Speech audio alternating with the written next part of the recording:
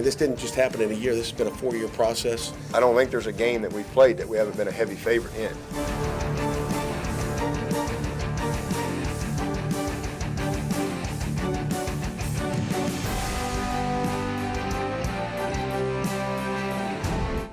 Welcome to ADSN's pregame report for this year's ACC championship game. I am Vashti Hurt, along with Charles Arbuckle, former UCLA All-American and national sports analyst. Before we get things rolling, I would like to acknowledge the death of former President George Bush.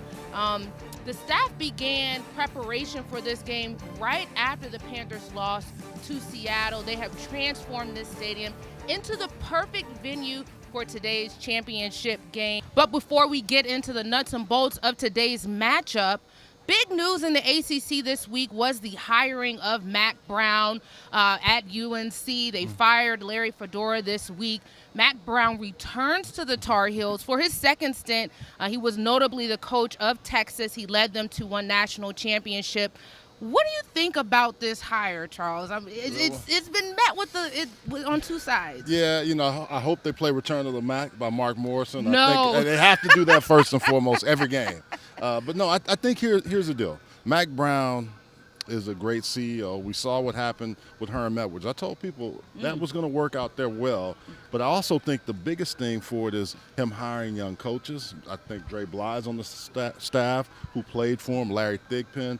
He gets the right mix of defensive coordinators, offensive coordinators, guys that recruit, understand.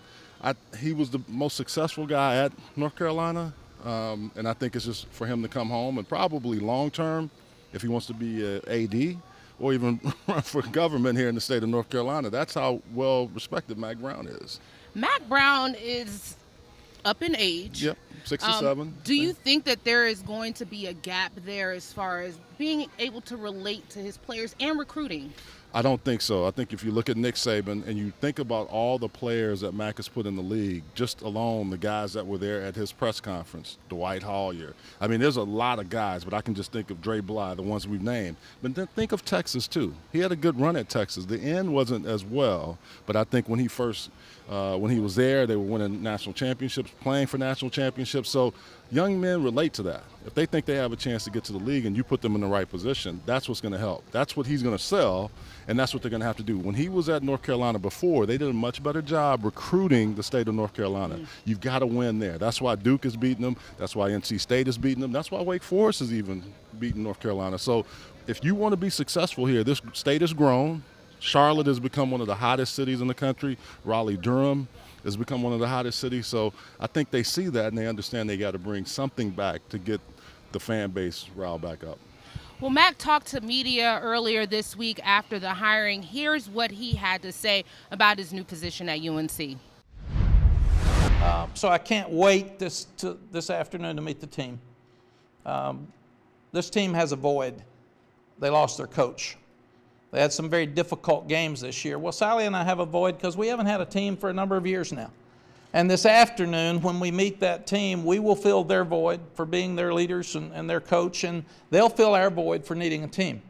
And then we'll have to work in a number of areas. We'll have to work to communicate very quickly because a lot of times men don't communicate very well. We keep all of our feelings, and women can talk, and they all get along with each other. We got 2 daughters. I ask them in the morning, what are you going to do? And it takes 45 minutes to get through with what they're going to do. We ask our 2 sons, got anything to do today? No. Ask them in the afternoon, how'd your day go? It's fine. Anything exciting happen? No. I'm going to go watch TV. So we have got to get this group to communicate with us starting today. I'm sorry, I forgot the beginning, but I chatted in the end. Okay. So just come back and just let Charles button it up a little bit. Yeah. Okay.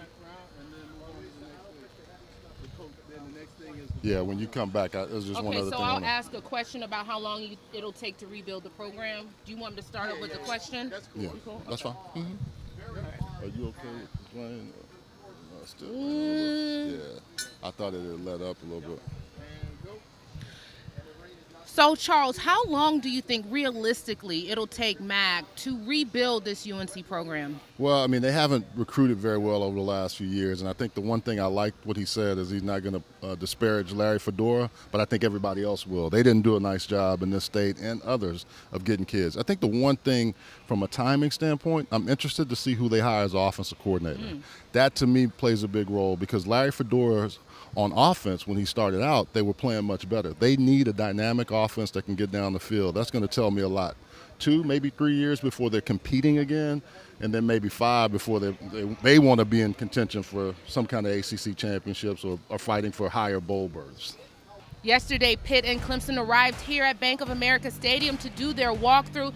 And Charles, I've heard that this is important for a team on game day. Why is that? Well, for them, neither team has played here consistently. I mean, they may have played in the past. I mean, Clemson, of course, has played here the last 4 years, but you still want to come out. You want to get a feel for what the field is like, what the conditions are like, and just get comfortable with your environment. I know for Pitt, not having played in this ACC championship game, it's just going to be, where the locker rooms are, all the things you want to get comfortable with so you don't come here on game day and have to kind of readjust yourself, so to speak. All right, Charles, let's get down to the nuts and bolts of today's matchup. We have Clemson undefeated on the season, undefeated in the ACC. They're going to take on Pitt, 6-2 in their division, 7-5 overall. What do you like about this matchup? What do you dislike about this matchup? Well, I think if I'm Pitt, I like the weather. The weather is conducive to them because they're a running team. I think if you look at what they want to do, they want to establish the run with Ellison, and they want to get Pinckney comfortable. But I really think with this defensive front for Clemson, that doesn't really matter. Christian Wilkins, Cleveland Farrell, they're going to really be tuned in, and Dexter Lawrence to really attack this. So I think from a standpoint of the conditions, to me it sets up in Pitt's favor because they want a nasty, grimy game. They don't throw the ball well, but they like to run the football. Clemson dominated the ACC's postseason awards. Travis Etienne got ACC Football Player of the Year. Cleveland Farrell got Defensive Player of the Year. Does Pitt have a shot at all in this matchup? Yeah, I think they do. I mean, I think anytime we start saying, well, they have no shot at all, I just think the thing they have to do is play good, sound football, control the clock, maximize every time they get the football. And what you see in games like this, special teams plays a big role. The problem for me with Pitt is that they don't pass the ball particularly well, and that's the part. If you're one-dimensional against Clemson, you're in trouble. Farrell is the Defensive Player of the Year, but some people think Christian Wilkins could have been named that. Yeah. Any one of those front guys is just they're just so consistent. But I think you said it best. When Clemson has the football, they're going to attack, and Etienne can run with the best. He has 20 total touchdowns on the year, 19 running. So I think what you see in this game, Pitt has a chance, but they need some early success, and they need some turnovers, and they need some big plays and special teams. Let's talk a little bit about the quarterback position. Trevor Lawrence is a rookie, but he is ACC Football Rookie of the Year. He may not be your traditional rookie. Do you think his age and his lack of big game football experience will have an impact on today's matchup? Trevor, don't call me Sunshine Lawrence. I guess, whatever you want to call him now. Some people said Fabio. But, no, here's the deal. This part of the year, you're past the freshman stage. And we've seen the growth and maturity. I think, remember when he got knocked out of the game? Yeah. Bryce came in and played well. He's been able to play in some big games, and I think that's what's helped him for this moment. The kid was phenomenal in high school, and I think we discredit that, but he's been a state champion. He understands how to win. He's been a winner, and I think that's what – when I talked to the staff before the season, I knew he was going to play at some point during the year. I didn't know if he was going to start, but I knew he was going to play a big role for them, and you can see it now. I don't think it'll be too big for him. What you guys might not know is Pitt is actually 2-0 against Clemson, and they handed Clemson their loss, was it 2 years ago? Yeah, 2 years ago, when Clemson was second ranked in the nation then. Yeah. So we may have an upset if Pitt were to win. Would that be the biggest upset in college football? It'd be pretty big, but here's the difference. They had Matt Canada as offensive coordinator. They did a lot more diversity in their offense, and they could pass the football. If you're going to beat Clemson, you're going to beat them on the back end. Their back four are not as good as their front seven. But that's the one thing we saw last week with Jake Bentley. He had over 600. They had over 600 yards total offense. Jake Bentley went off against them. So I think if you're going to beat this Clemson team, you've got to beat them with the pass. And I don't know if Pitt has that. Now, like I said, a dirty, grimy, wet game like this, I've seen stranger things happen. I mean, you think about how tough it is just to play in a environment where it's no rain. This will be a tough one for both teams, but I think Pitt likes this because that's their style. Last night, the ACC honored their legends. Representatives from each institution were recognized. From around the Carolinas, Clemson's Joe Bostic, Duke's Steve Spurrier, NC State's Mario Williams, UNC's Ron Rusnak, and Wake Forest's Steve Justice were all given the prestigious ACC Legends Award. All right, Charles, I'm going to have to do it. I'm going to hold you to it. Okay, that's fine. Let's do it. What are your predictions for today's game? Let me move this. I'm going Clemson, y'all. I gotta go Clemson. I think it's one of those things, even though this weather is not the best, we know it's going to be raining throughout. I just think Clemson has too much firepower. They're playing for too much as well. If Pitt pulls this upset off, Pat Narduzzi and his staff are going to have to do a heck of a coaching job. I just don't see them getting it done. I see Clemson winning this game. What's the score? I'd say about 2 touchdowns.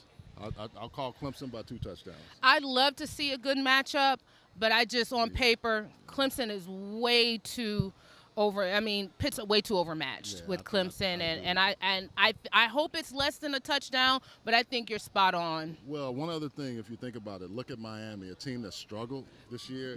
Their defensive front is about not as good as Clemson, and look what they were able to do. I just think Clemson has way too much up front. All right, guys, that is it from here at ADSN. We will be back at halftime and postgame, bring you updates from today's matchup. So stay tuned into ADSN, ADSN1.com.